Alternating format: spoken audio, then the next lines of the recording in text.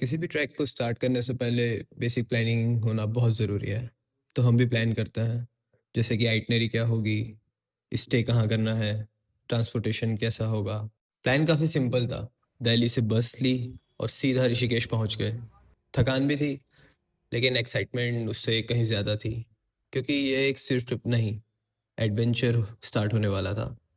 सोचा था कि पहुंचते ही गंगा आरती देखेंगे, गंगा के किनारे बैठकर वो वाइब फील करेंगे। लेकिन थोड़ा लेट होने की वजह से वो मोमेंट मिस हो गया। एक सेकंड के लिए लगा कि यार स्टार्ट ही थोड़ा ऑफ हो गया, पर फिर रियलाइज़ हुआ हर चीज़ प्लान के अकॉर्डिंग नहीं होती, और शायद इसीलिए कुछ और बेटर वेट कर रहा था। जानकी सेतु का लाइट शो, हाँ, जैसे हमारा ही इंतज़ार कर रहा था। फिर हम सीधा वहाँ पहुँच गए, गंगा के किनारे, ठंडी हवा और सामने वो लाइट्स का रिफ्लेक्शन पानी में। पूरा सीन ही अलग लेवल का लग रहा था। उस मोमेंट पे लगा कि सफ़र परफेक्ट होने के लिए सब कुछ परफेक्ट होना ज़रूरी नहीं होता, और वैसे भी जो मज़ा अनप्लान्ड चीज़ों में आता है वो प्लान्ड चीज़ों में कभी नहीं आता। इसको लक्स लक्स में दिखा दो यार, भूल गया यार घर से लाना, और हमको क्या कल ट्रैक पे निकलना है। और वहाँ चड्डी गंदी करेगा ये। आएगी ये मेरे को तो देख लेना पहन के भैया शटर गिरा हो तो आएगी यार। कर भाई, कट कर इसको अब। Cut cut cut. सुबह के 6 बज रहे हैं। अब हम निकल रहे थे ऋषिकेश से करची विलेज की तरफ, जो हमारी अगली डेस्टिनेशन थी। लेकिन इस रूट पर दो जगह ऐसी हैं जहाँ रास्ता नहीं, नज़ारे आपको रोक लेते हैं। पहला स्टॉप देवप्रयाग संगम, जहाँ अलकनंदा और भागीरथी मिलकर एक नई पहचान बनाती है। गंगा, दो अलग फ्लोज हैं पर नाम एक है। ये बस संगम नहीं है, एक शुरुआत है। और फिर धारा देवी टेम्पल, अलकनंदा के बीच एक शक्ति जो सिर्फ देखी नहीं, महसूस होती है। तो भाई जोशी मठ आ चुके हैं। करची में हमारा स्टे है, तो हम यहाँ से करची रुकेंगे। यहाँ पे नारियल पानी के लिए रुके हैं। थैंक यू भाई जी। हैप्पी होली भाई जी एडवांस में। सबसे ज़्यादा भालू यहीं दिखते हैं भाई जी, है ना, जोशी मठ में। जोशी मठ में आपको दिखा कि नहीं एक आध बार? हमको तो दिखा तो है, ऐसा नहीं है, दिखा तो होगा। कम दिखा है। दोस्त में ज़्यादा दिखता है ना, दोस्त में बहुत ज़्यादा दिखता है। जब ज़्यादा ठंड रहती होगी तब आते होंगे इधर नीचे, हाँ तब नीचे है ना। ज़्यादा नहीं, जब ठंड कम रहती है, ठंड ज़्यादा हो चले जाते हैं गुफाओं के अंदर से ज़्यादा ठंड में ना। हेलो विवेक, विवेक भाई और आर्यन, आर्यन, श्रेयस। श्रेयस, ये हमारे ट्रैक मेट्स हैं भाई। हम लोग कुआरी पास जा रहे हैं, ऑल्सो पांगर चूला भी जाएंगे होपफुली। ऋषिकेश से करची पहुंचते पहुंचते रात हो चुकी थी। सफ़र लंबा था, लेकिन असली जर्नी अब शुरू होने वाली थी। जैसे ही हम वहाँ पहुँचे, भाई जी ने तुरंत ब्रीफिंग स्टार्ट कर दी। कल का ट्रैक इजी नहीं होगा और प्रिपरेशन ही सब कुछ है। उन्होंने कुछ इंपॉर्टेंट बातें बताई कि ऊपर जाते जाते ऑक्सीजन लेवल धीरे धीरे कम होता है, इसलिए पेस स्लो और स्टेडी रखना ज़रूरी है। बोलने तो दे भाई, बोलने तो दे उनको यार। चलो चलो रुक जाओ, बोलो भाई जी, आप बोलो। हाँ, जैसे हम ऊपर जाएंगे तो वो मतलब हमें आपको वहाँ की टाइमिंग बता देंगे। मतलब टाइमिंग रहेगी तो आप उस टाइम पे बाहर आना है। अगर देखो आप नहीं आओगे खाने के लिए, तो देखो वहाँ ऐसा है कि खाना हो जाएगा ठंडा, खाना हो जाएगा ठंडा, उसमें आपको टेस्ट समझ में नहीं आएगा। वो रोटी तो चबेगी नहीं, टेस्ट का समझ में नहीं आएगा। रोटी ही नहीं चबेगी वहाँ ठंडा। उसके बाद हमने गर्मा गर्म खाना खाया। थोड़ी देर के लिए सब थकावट साइड हो गई थी, और फिर वही बेस्ट पार्ट, सब लोग बैठ गए, थोड़ी जैमिंग शैमिंग करी, थोड़ा हंसी मजाक।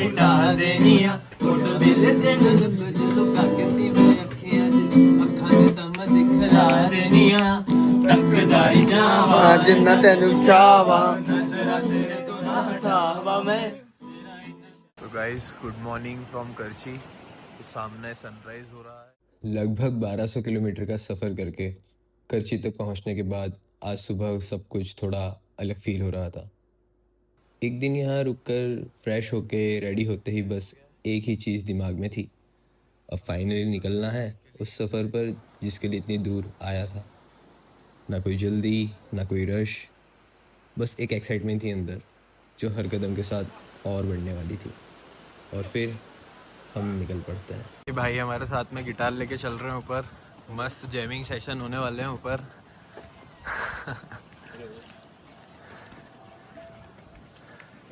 भाई ये है खर्ची विलेज जहाँ पे हमारा स्टे था। थोड़ा सा क्लाइंब करके ऊपर आए हैं।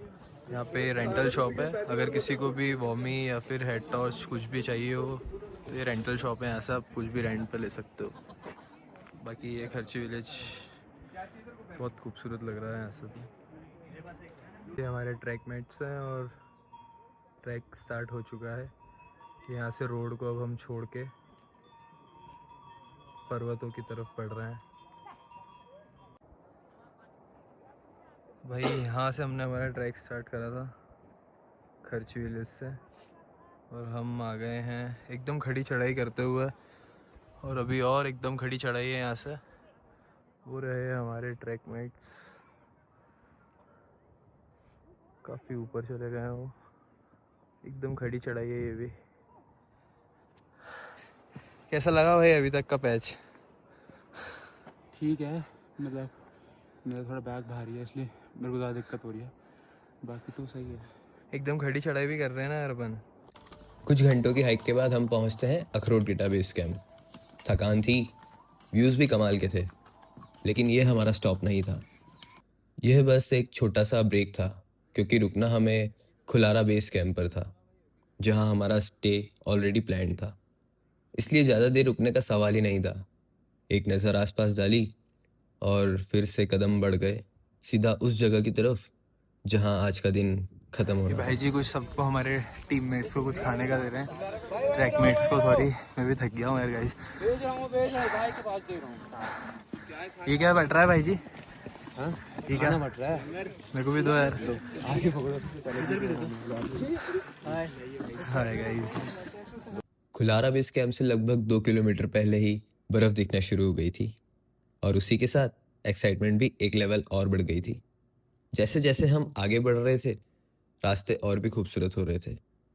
हर टर्न पर एक नया व्यू, एक नई फील मिल रही थी। ये आ गए हम लोग खुलारा पास। ये हमारा स्टे है, ये मेरा टेंट है, और यहाँ से व्यू बहुत धांसू दिख रहा है। वो उधर वॉशरूम है। बहुत ज़रा सा वॉशरूम होता है। मैं तो कहीं कुछ और देखूंगा यार, कल मौका मिलेगा तो। यहाँ पे ड्रोन उड़ाने की परमिशन तो नहीं मिल रही है, पर भाई जी ने बोला कि थोड़ा इधर उधर जाके थोड़ा देख लेना अपने रिस्क पे, तो मैं देखूंगा यार। ये बहुत गलत बात है यार हम क्रिएटर लोगों के लिए यार, कैसे करेंगे यार? जहाँ जाओ वहाँ बोल रेस्ट्रिक्शन लगा देते हैं यार कि फलाया नहीं कर सकते, फलाना नहीं कर सकते, ढिमका नहीं कर सकते यार। चलो ट्राई करेंगे यार, आप लोगों को ड्रोन शॉट तो दूंगा यार मैं, बने रहना वीडियो में। खुलारा बेस कैंप पहुंचते ही एक अलग ही वाइब फील होने लगी थी, जैसे सच में काफ़ी दूर आ चुके हूँ, और काफ़ी ऊपर भी। चारों तरफ घना जंगल, बीच बीच में बड़े बड़े पहाड़, और उन सब के बीच हमारा छोटा सा कैंप। यहाँ आते ही एक्साइटमेंट और बढ़ गई, क्योंकि अगला दिन था हमारा सबमिट डे। और जब यहाँ के नज़ारे इतने खूबसूरत हैं, तो ऊपर से सब कुछ कैसा दिखेगा।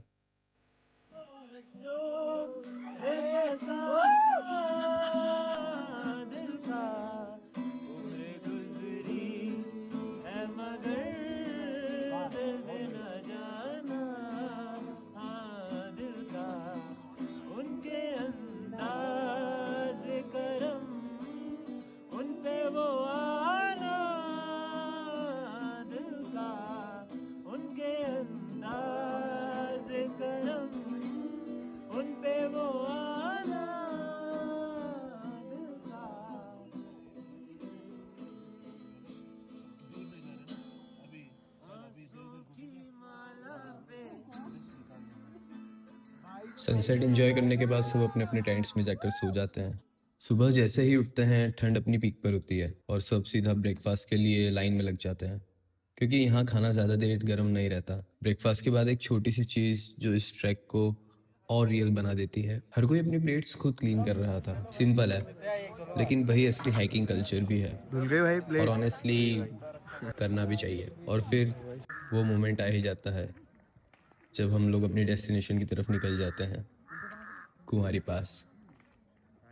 भाई जरा सा ट्रैक कर रहा है पैच, ऊपर आए तो यहाँ पे ब्लैक आइस काफ़ी जमी हुई थी, तो ये पहनना पड़े स्पाइक्स।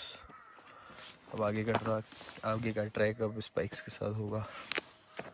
पहनना पड़े यार ये, क्योंकि ब्लैक आइस पे बहुत स्लिप हो रहे थे पाँव, गिर भी सकते थे, लग भी सकती थी। तो आगे का ट्रैक स्पाइक्स के साथ होगा। खुलारा कैंप अराउंड 3400 मीटर्स पर था। कुंवारी पास के लिए हमें रफली 400 to 500 मीटर्स का एलिवेशन और गेन करना था। डिस्टेंस ज़्यादा नहीं होता, लेकिन ये ट्रैक डिस्टेंस से नहीं, टेरेन और क्लाइंब से जज होता है। कुंवारी पास का रास्ता इतना भी सिंपल नहीं होने वाला था, लेकिन जितना टफ उतना ही सुंदर।